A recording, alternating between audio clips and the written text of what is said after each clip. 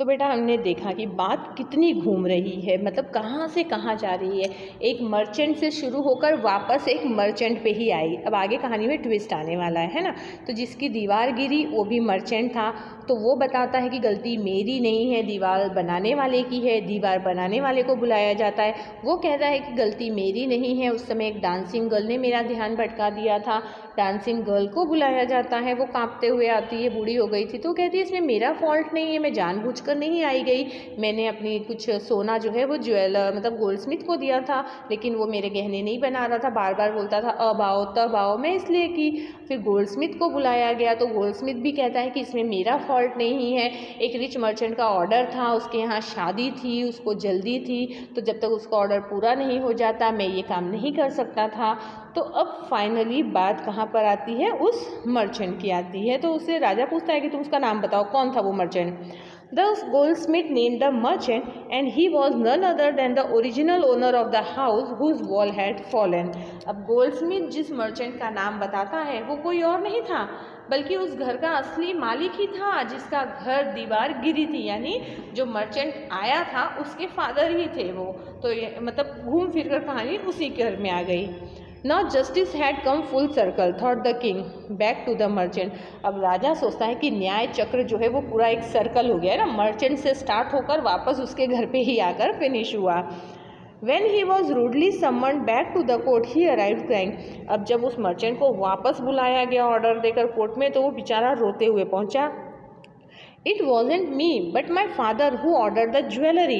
He's dead. I am innocent. तो बेचारा वो मर्चेंट कहता है ये मैं नहीं, मेरे फादर थे, मेरे पिताजी थे जिन्होंने ज्वेलरी का ऑर्डर दिया था उस समय, तो और वो तो मर चुके हैं, मैं तो मैं तो इनोसेंट हूँ, मासूम हूँ, मेरी तो कोई गलती ही नहीं है इसमें। But the king consulted his minister and ruled decisively. It's true, your father is the true murderer. लेकिन राजा जो है वो मिनिस्टर अपने मंत्रियों से मतलब कंसल्ट करता है, बात करता है, और फिर मतलब उसका डिसीजन ये आता है कि ये तो सही है कि तुम नहीं, तुम्हारे फादर मर्डरर हैं। It's true, your father is the true murderer, he is dead, वो मर चुके हैं। But somebody must be punished in his place. लेकिन क्योंकि ये मूर्खों का राज्य है ना, तो राजा का डिसीजन भी तो ऐसा ही होगा, तो कहता है लेकिन उसकी जगह पे किसी को मरना तो होगा ही। You have inherited everything from that criminal father of yours, क्योंकि तुमने अपने उस गुनहगार फादर से सब कुछ मतलब कहते हैं ना विरासत में लिया ही है। His riches as well as his sin, मतलब जब उसके पैसे तुम्हारे पास आए हैं, उसकी सारी वसीयत तुम्हारे पास आई है, तो उसके पापों को भी तुम्हें अब झेलना होगा। I knew at once, even when I first set eyes on you, जब पहली बार मैंने तुम पर नज़र डाली थी तभी मैं तुम्हें जान गया था, that you were at the root of this horrible crime, क्योंकि जब मैंने तुम्हें पहली बार देखा तभी मैं समझ गया था कि ये जो हॉरिबल क्राइम मतलब ये जो गुनाह हुआ है इसके जड़ का मतलब जड़ तक जाओगे तो तुम ही होगे। यू मस्ट डाई, तो तुम्हें अब मरना होगा। And he ordered a new stake to be made ready for the execution, तो वो ऑर्डर करता है कि एक नया स्टेक किसको कहते हैं पता है, जैसे वो गला काटते हैं या फांसी देने के लिए जो बनाया जाता है ना, गले पर रखते हैं वो नया स्टेक बनाने का ऑर्डर दिया जाता है। As the servant sharpened the stake and got it ready for the final impaling of the criminal, it occurred to the minister that the rich merchant was somehow too thin to be properly executed on the stake. अब जब वो servant जो है वो धार कर लेते हैं stake को अच्छे से, उसको मतलब उसको काटने के लिए, सज़ा देने के लिए, तो जो मंत्री हैं वो नोटिस करते हैं और पाते हैं, क्या ऑब्जर्व करते हैं कि ये जो मर्चेंट है ना वो बहुत दुबला पतला है इस सज़ा के लिए, मतलब ये जो स्टेक है उसके ऊपर जाए, उसको काटे या उसको दबाए, तो उसके लिए ये मर्चेंट बहुत ही कमज़ोर हैं। He appealed to the king's common sense. The king too worried about it. अब वो मंत्री ने राजा के कॉमन सेंस में थोड़ी सी उसकी बुद्धि में ये बात डाली, तो राजा भी चिंतित हो गया।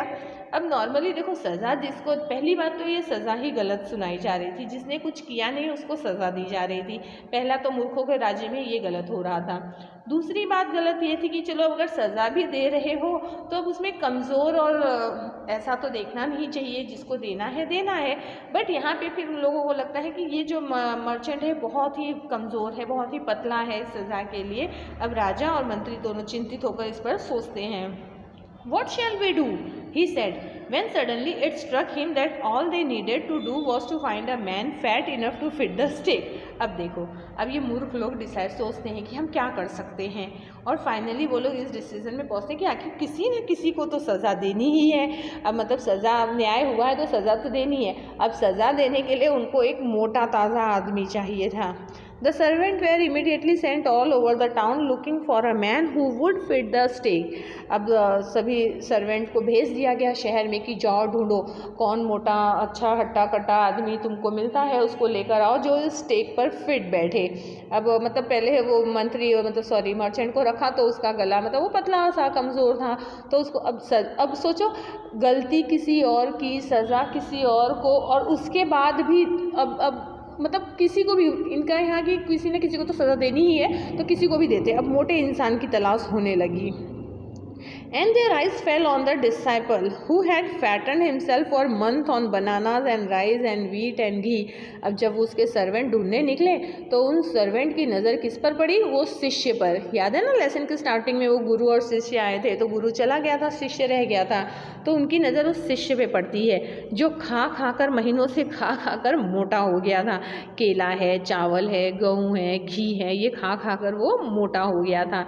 अब यहाँ पर ये बेचारा फंसा क्योंकि उनको मोटे आदमी की तलाश थी और ये खा खा कर मोटा हो चुका था। चलो अब हम नेक्स्ट पेज पर आते हैं। ओके देखो, what have I done wrong? I am innocent. I am a सन्यासी. He cried. तो वो शिष्य जो है ना वो चिल्लाता है कि मैंने क्या गलत किया है, मैं तो मासूम हूँ, मैं तो इनोसेंट हूँ, मैं एक सन्यासी हूँ। That's may be true. But it's the royal decree that we should find a man fat enough to fit the stake, they said, and carried him to the place of execution. अब वो जो servant थे वो कहते हैं तुम्हारी बात सही है, लेकिन ये राजशाही ऑर्डर है, ये राजा का ऑर्डर है कि एक फैट आदमी की तलाश करनी है जो उस स्टेक पर फिट बैठ सके, और फिर वो लोग उसको जहाँ सज़ा देनी होती है उस सज़ा वाली जगह पर ले आते हैं। He remembered his wise guru's words. This is a city of fools. अब वहाँ पर उसको अपने उस जो वाइज उसके गुरु थे उनकी बातें याद आती हैं कि ये तो मूर्खों का शहर है। You don't know what they will do next. तुम्हें नहीं पता कि वो अगले पल क्या करेंगे। While he was waiting for death, he prayed to his guru in his heart. जब वो मतलब उसको उधर डेथ के लिए मतलब मौत के लिए वहाँ पर उसको रखा गया तो बेचारा उस समय आंखें बंद करके अपने गुरु को अपने दिल में याद करता है। Asking him to hear his cry wherever he was, मतलब याद करते हुए कहता है कि वो जहाँ कहीं भी है उसकी इस आवाज़ को, उसकी उस पुकार को, उसके उस दर्द को सुने। The Guru saw everything in a vision. अब गुरु बहुत ही मतलब तपस्वी गुरु थे, बहुत ही शक्तिशाली थे, वो सब कुछ वो देख रहे अपने कहते हैं ना अंतरात्मा से, आंखें ध्यान से वो सब कुछ देख सकते थे। He had magic powers, he could see far and he could see the future as he could see the present and the past. मतलब वो बहुत ही नॉलेजेबल पर्सन थे, उनके पास मैजिक एक शक्ति थी, एक चमत्कार था जिससे वो दूर की चीज़ें हो, भविष्य की चीज़ें हो, चाहे वो वर्तमान हो या भूतकाल हो, पास्ट प्रेजेंट फ्यूचर, वो सब कुछ देख सकते थे। He arrived at once to save his disciple who had got himself into such a scrape through love of food. अब वो तुरंत वहाँ पर पहुँच जाते हैं अपने शिष्य की मदद के लिए, अपने शिष्य को बचाने के लिए, जिसने लालच के खाने के लालच में, खाने की चाहत में उसने अपने आप को मुश्किल में डाल दिया था। अब इसमें उस शिष्य की कोई गलती नहीं थी, वो तो खाने के लिए रुका था, लेकिन जो राज्य ही ऐसा है मूर्खों का राज्य, वहाँ पर अगले पल कब क्या हो जाए वो कुछ नहीं कहा जा सकता। और वो गुरु ने इस बात को समझाया भी था, लेकिन अब बेचारा मुश्किल में पड़ गया। जब वो अपने दिल से, अपनी आत्मा से गुरु को याद करता है तो उसके गुरु वहाँ पहुँच जाते हैं। As soon as he arrived, he scolded the disciple and told him something in a whisper. अब जैसे ही गुरु वहाँ पहुँचते हैं वो अपने शिष्य को बहुत बुरा भला कहते हैं और फिर धीरे से उसके कान में कुछ कहते हैं। Then he went to the king and addressed him. फिर वो राजा के पास जाते हैं और राजा को संबोधित करते हैं, मतलब राजा से कहते हैं, O wisest of kings, who is greater, the guru और द डिसाइपल। अब यहाँ पे एक थोड़ा ट्विस्ट आ रहा है। अब गुरु जो है अपने शिष्य को बचाने की कोशिश करता है, तो राजा से पूछता है कि हे महाराज, हे होशियार चालाक बुद्धिमान महाराज, बताइए कौन बड़ा होता है, एक गुरु बड़ा होता है या एक शिष्य? Of course the guru, no doubt about it, why do you ask? तो राजा कहते हैं बिल्कुल एक गुरु ही बड़ा होता है, इसमें कोई डाउट ही नहीं है, आपने ऐसा क्वेश्चन क्यों पूछा? Then put me to the stake first, put my disciple to death after me.